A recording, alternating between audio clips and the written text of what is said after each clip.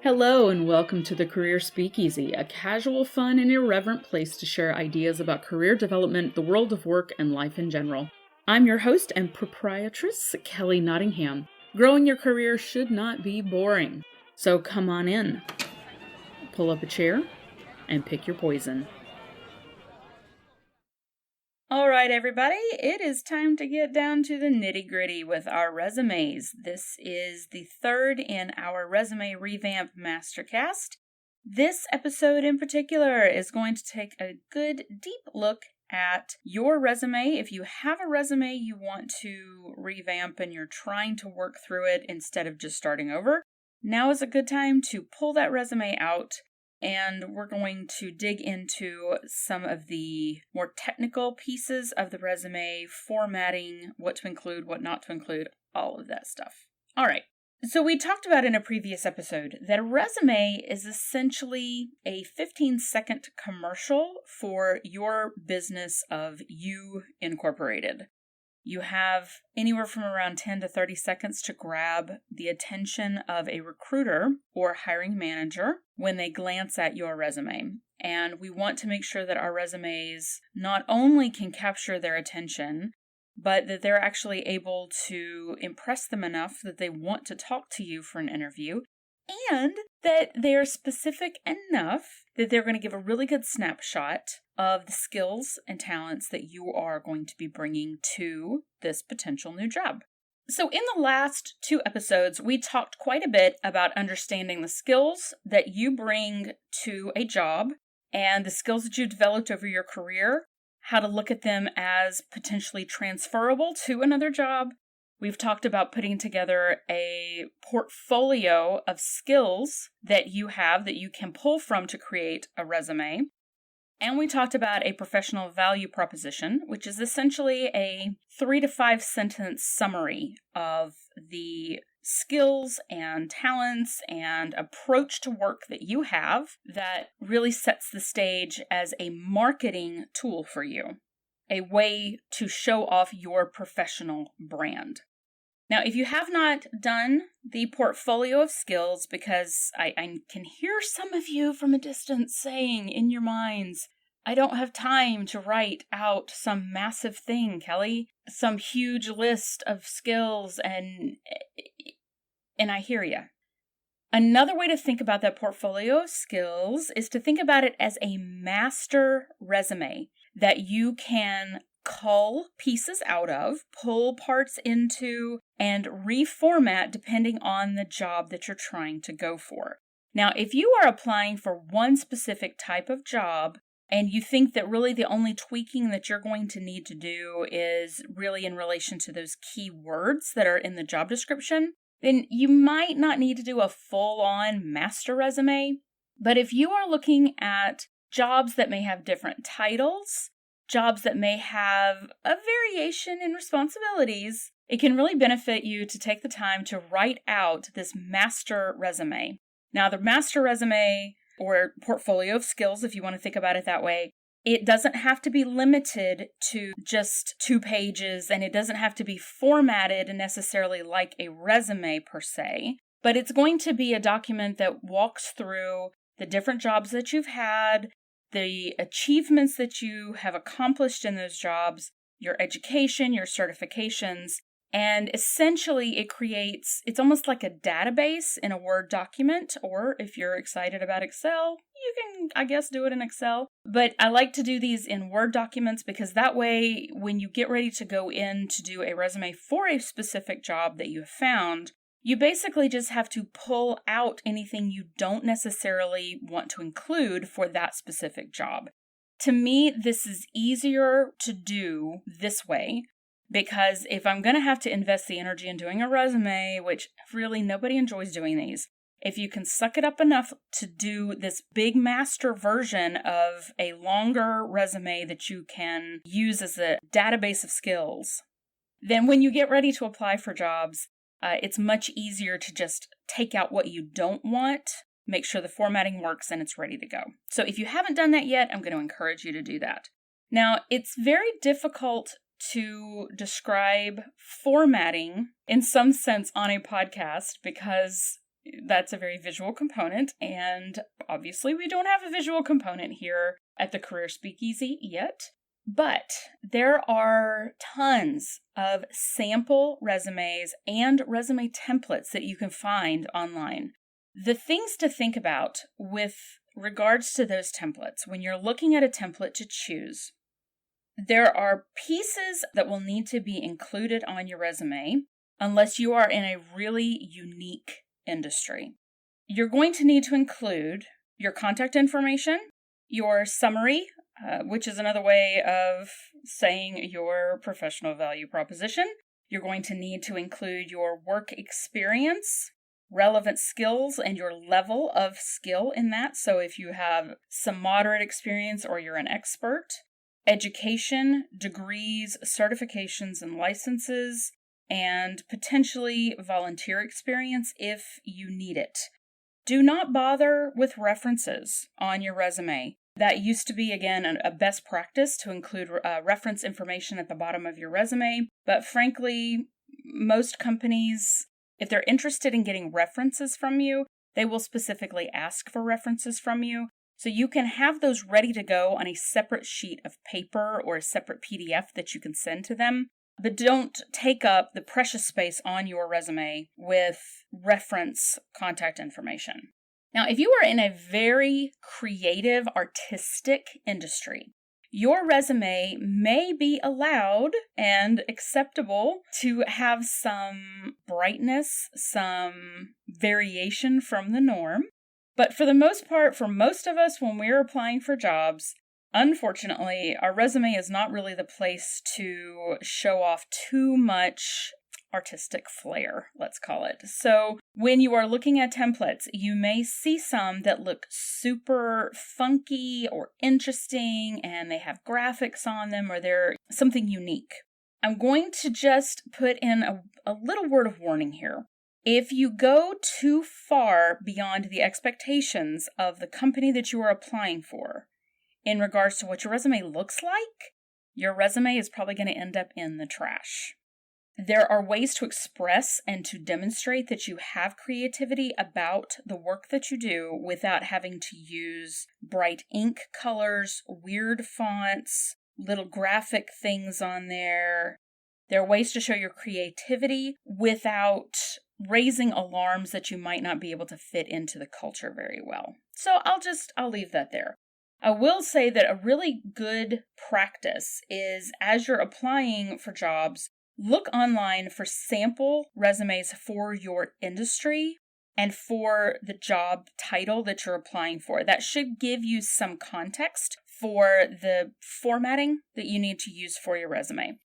For the most part, resumes look pretty standard. And again, the reason why is because we want them to be able to glance at this resume, look at the sections that they're expecting to see, and look for the things that they are specifically looking for that job.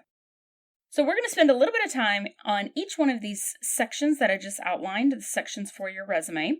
And we're going to talk about best practices as far as resumes go. We're going to look at some red flags, things to avoid. So let's get started. In your contact information, this is one that surprisingly I have seen on multiple clients' resumes when they bring their resumes to me. There is no way to get in touch with a person on the resume. You want people to be able to reach out to you and connect with you. So you need to have your contact information readily available, easy for them to find. I have seen different approaches to putting your mailing address. Sometimes people don't want to include that if they are not in the area, but they are willing to relocate.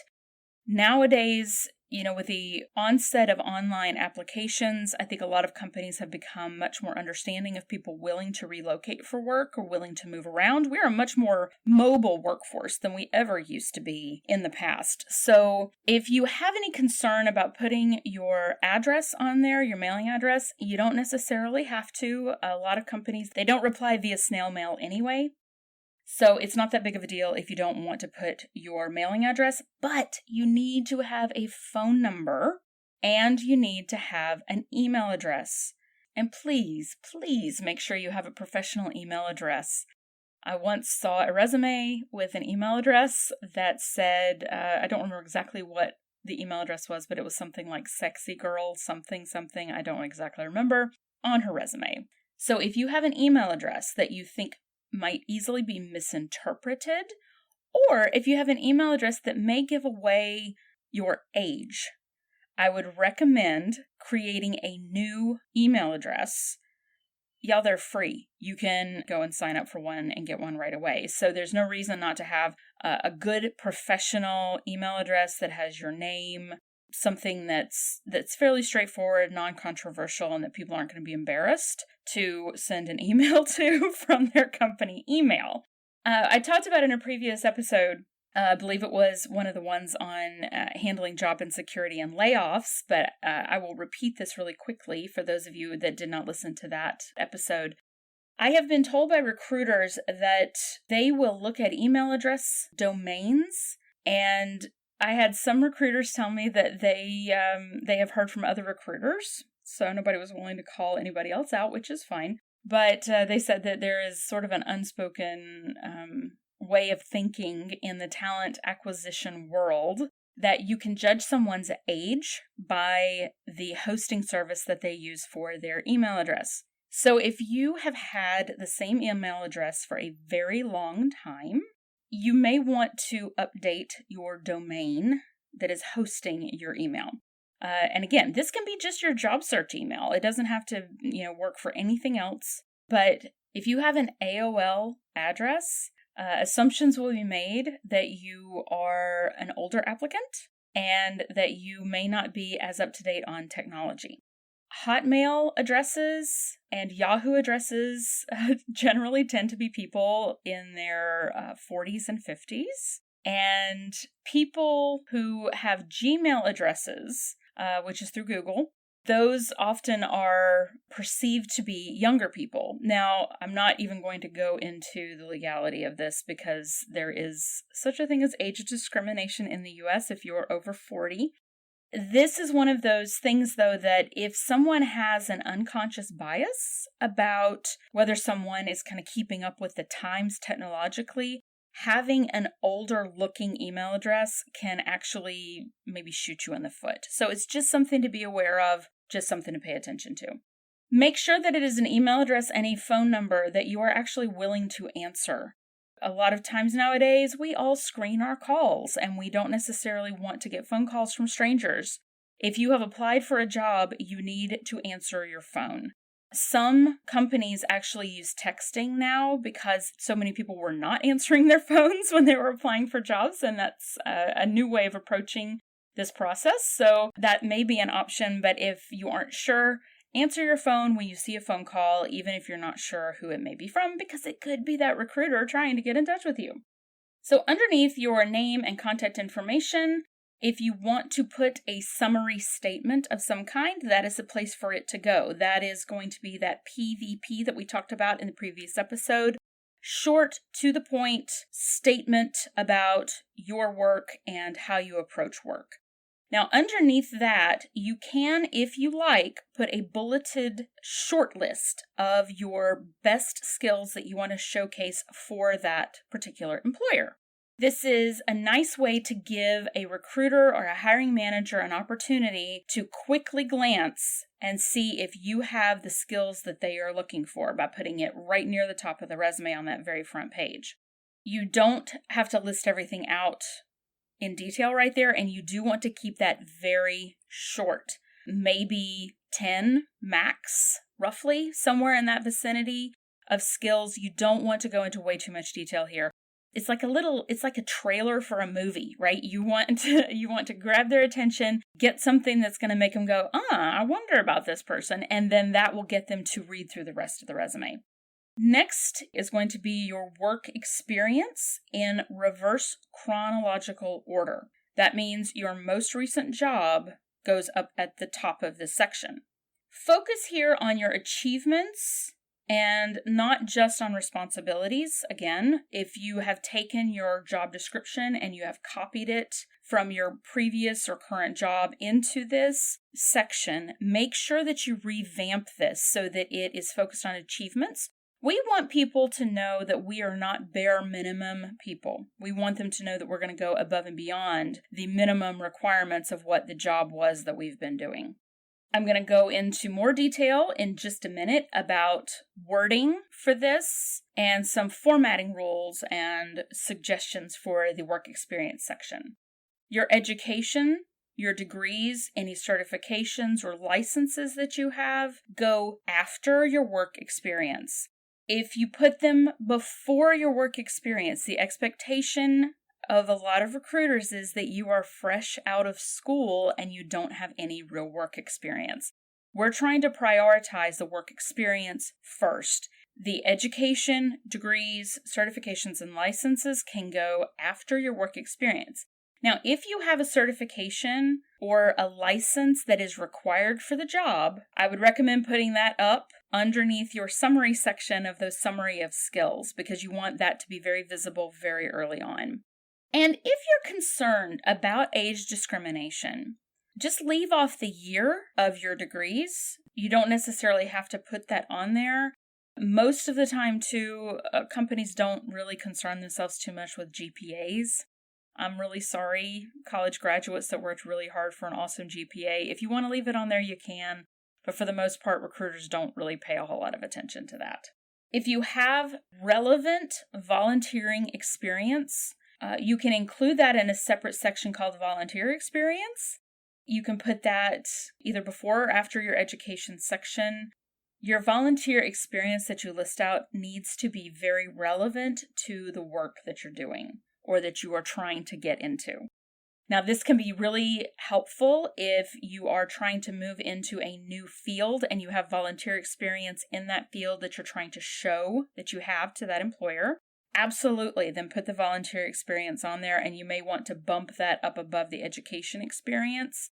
You could even put that in your work experience, especially if you are a newer graduate or you are new into an industry. You can include that in, just make sure that you're being very clear that it was a volunteer role. All right, so now that we've talked about the main components of a resume, we're going to start getting into a little bit more of the detail around formatting. This can get a little tedious. It can be helpful to have at least one other pair of eyes looking over your resume to help you with this, because it's difficult sometimes to see the mistakes that we might be making on our resume. So if you get somebody else to look at it, they're maybe going to be able to help you with some of these key components of best practices for resume writing. The first is that your resume should be no more than 2 pages. I have seen some recruiters who would prefer to have a 1-page resume. 2 is fairly standard. I have seen 8-page resumes, and I tell you what, when you look at an 8-page resume, or if you hand your resume to somebody and say, hey, would you look this over? And you have that flicker moment going through their eyes where they just glaze for a second, that's the same response you're going to get from a recruiter or a hiring manager because nobody wants to read that much.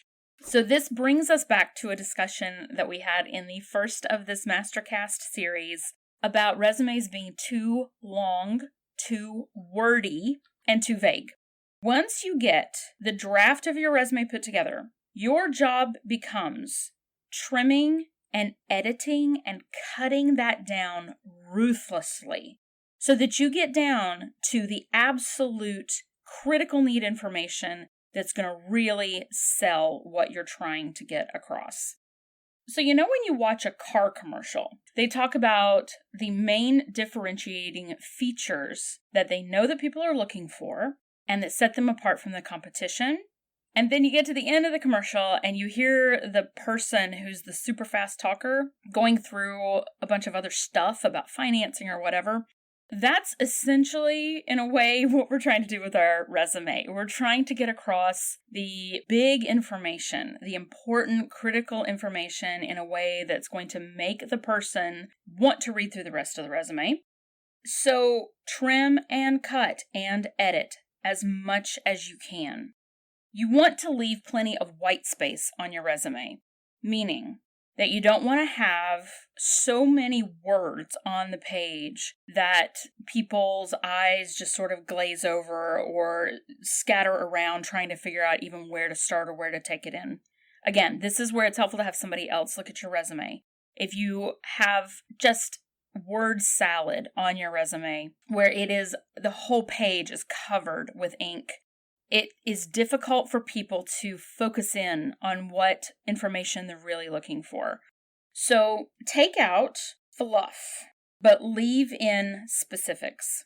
You want to include things like fluency levels if you are able to speak multiple languages, or you have fluency in certain computer programs. You want to include those types of specifics. I am an expert level in such and such.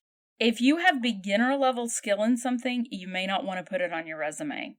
It may get you in the door to say that you have those skills, but once you get into an interview and they find out that you really don't, you're actually potentially going to be taking yourself out of the running for another position that may have opened up because people feel like you've been a little bit deceptive. So you want your resume to be easy to look at. You want it to have some white space so people can really focus in on what they're trying to look at. And you also want to make sure that it's a font that is easily legible. One of the temptations comes in when you have a lot of stuff you want to include on that resume is to take the font size down. Now, I am a very, very nearsighted person.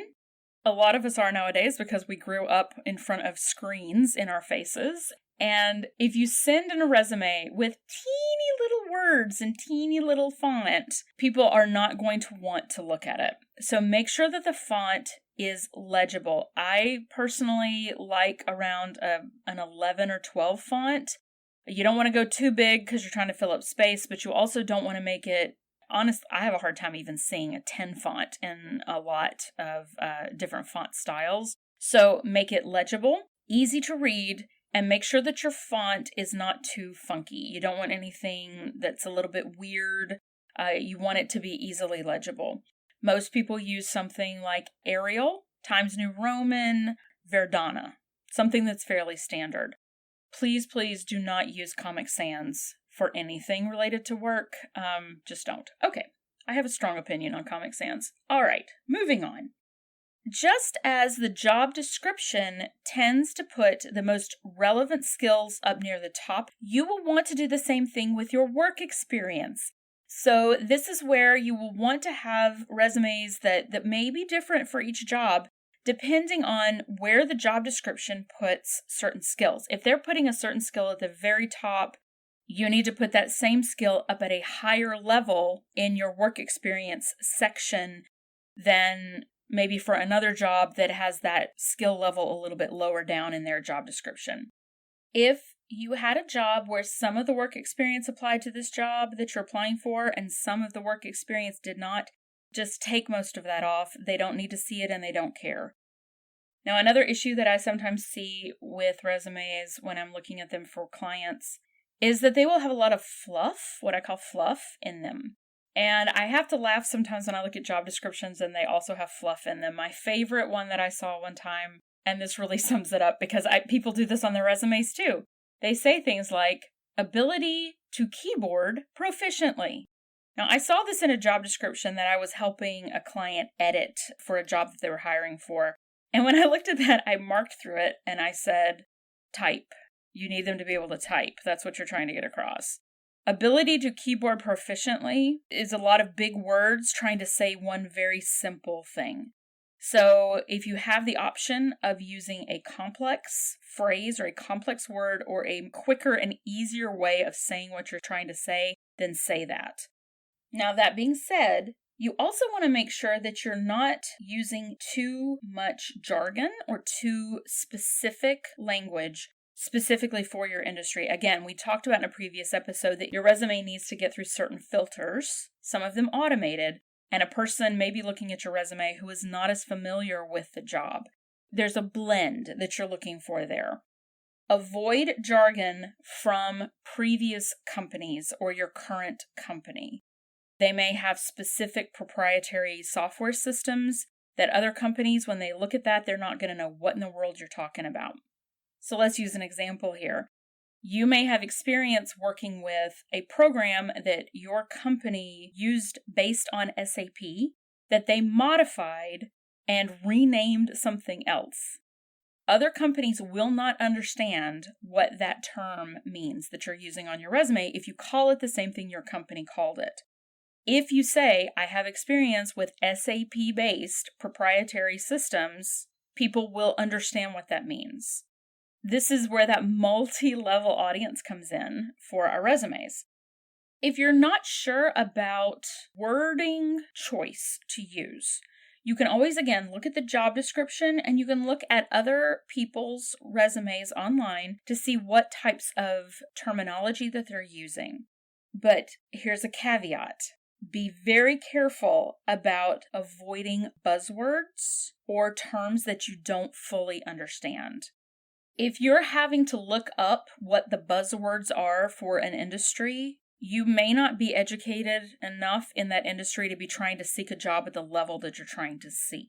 Now, that's not to say that you can't make sure that you're using the right terms, because a lot of companies use different terminology. So do your due diligence on this, research a little bit.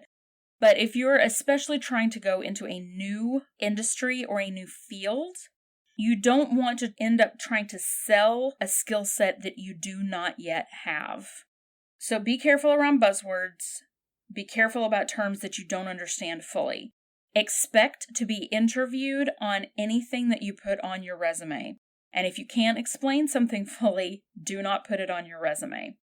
All right, you've got now your shorter list of the information that you want to include on your resume. Here are some grammar tips to think about as you're going through and making some edits to this information to get it ready to send out. So first up, use action words. The most boring resumes on the planet start with responsible for every single bullet point that you list out. You want to use words that show that you take action. This is one of those sort of subconscious reading things. Instead of saying responsible for analysis of, you can say analyzed. And it's punchier, it's fewer words, and it also shows a sense of action. Now, there are all kinds of lists of action verbs for resumes that you can find online.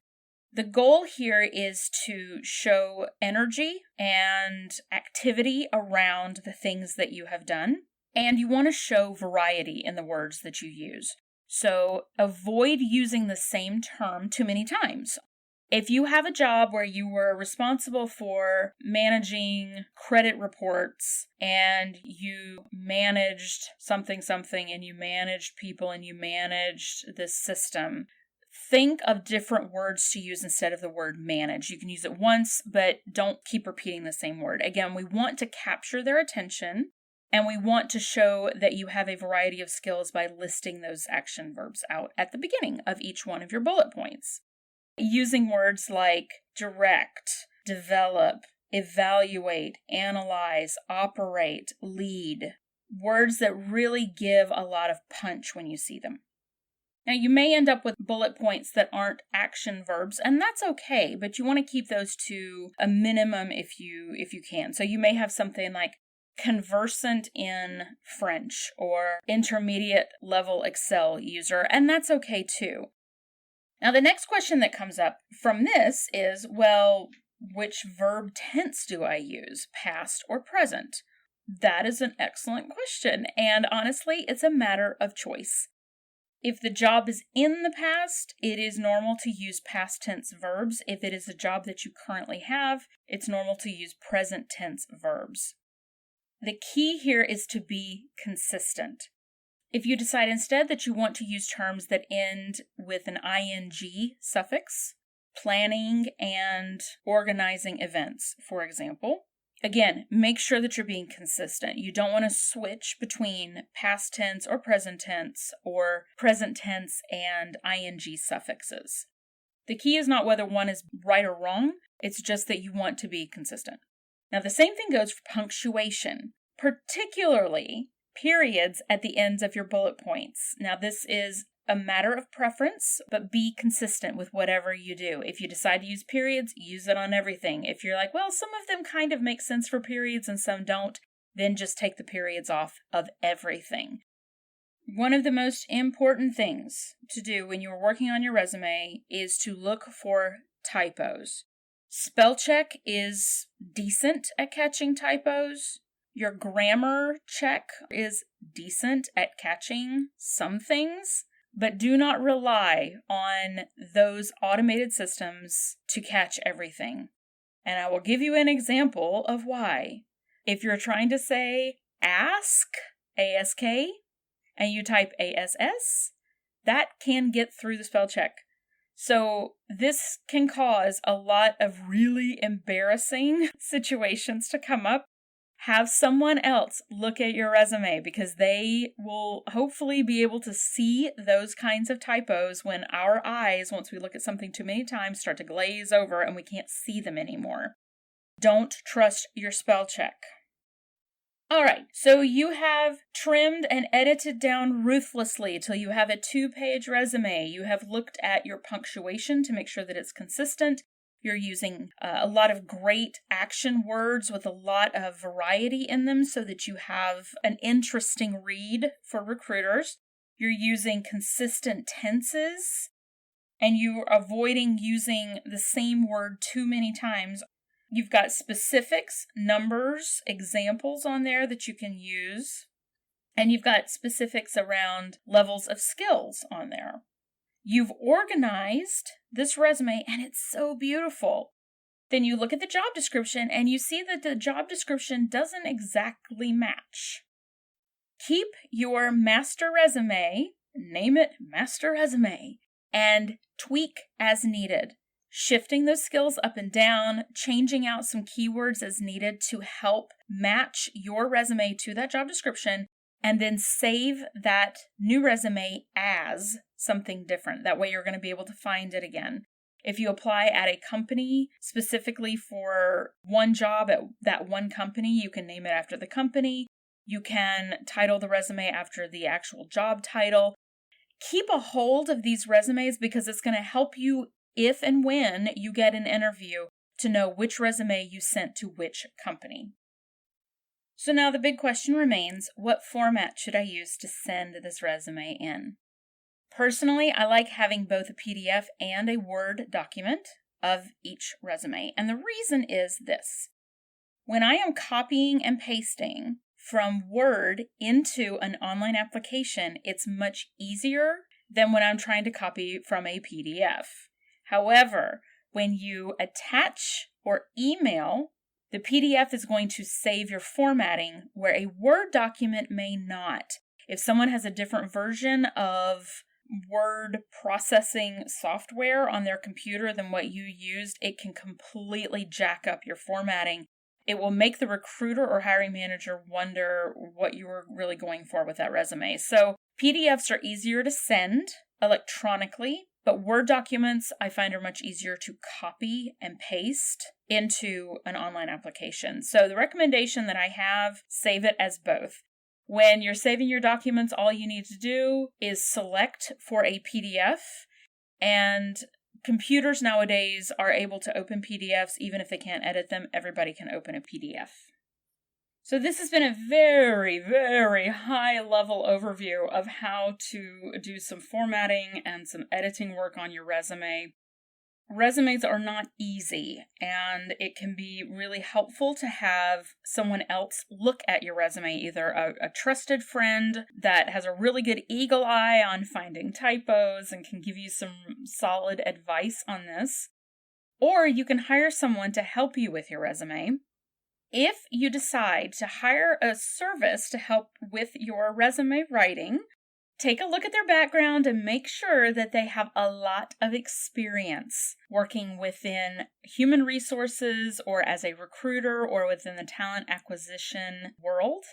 If you're going to spend the money, you want to make sure that you're getting someone who knows what they're talking about. So with that being said, it is time for last call. So we've discussed a lot of nitty-gritty stuff today about getting your resume ready to send out. So I'd like for you to take that resume that you've been working on, print it out, and draw a line through any passive verbs. For example, is, was, responsible for. Brainstorm some active verbs that you can use instead. Next, Put a star by any description where you could add some specifics, for example, numbers or results or statistics that you can put in there, percentages, whatever that specificity might be to really sell your experience.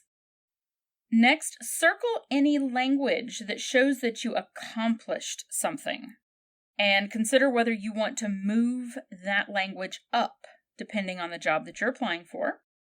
Draw a big X through anything that sounds like a job description or that sounds like fluff. That should help you get a good start on making some good tweaks to that resume. The last thing I wanted to mention about making tweaks to resumes. I used an example earlier in this podcast about your resume as a car commercial that you want to sell those most important and most distinctive features first. As you start sending your resume out, think about the audience of your commercial, and is your resume geared for that audience? Is it giving them what they're looking for? So, for example, a commercial for a specific model of car might feature safety at the top of the descriptions when shown during a family program. But that same car may be sold with a focus on speed and looks if it's on a motorsports show. Good luck with your resume writing. Let me know if you have any other best practices that you would like to share with other listeners, and I will be happy to read them on the air. Good luck with your job hunt. We're going to come back with more information soon about behavioral interviewing. So much fun. Talk to you soon, everybody. Bye. Action verbs. Well, thanks for joining me. If you have suggestions, feedback, or just something random you want to share, email me at careerspeakeasy@gmail.com and come visit again soon. Cheers.